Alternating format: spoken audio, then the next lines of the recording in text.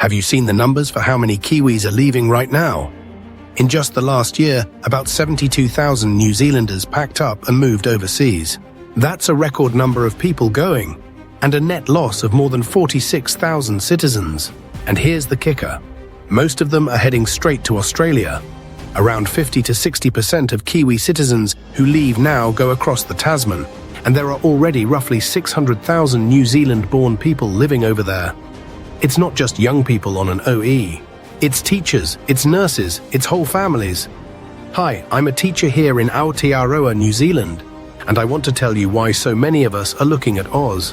Right now, a beginning teacher salary in New Zealand is around $56,000 a year.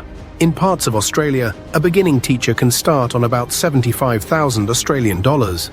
That's a gap of nearly $20,000 before you even talk about bonuses. On top of that, some states in Australia are offering relocation incentives of up to $50,000 just to get teachers to move and work there. So when you hear that another Kiwi teacher has moved to Melbourne, or Perth, or regional Victoria, it's not because they stopped caring about their students or stopped loving this country. It's usually because they're exhausted. Exhausted from trying to keep up with rising costs on a smaller salary. Exhausted from constant curriculum changes and extra workload. Exhausted from feeling like they're always being asked to do more, with less time and fewer resources. For a lot of teachers, Australia isn't about chasing the sun.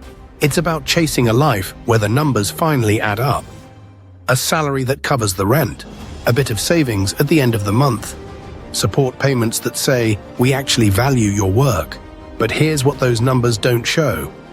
Every time one of us leaves, a class here loses a familiar face. A staff room here loses experience. A community here loses someone who cared about its kids. So if you're wondering, are lots of people really moving to Oz? Yes.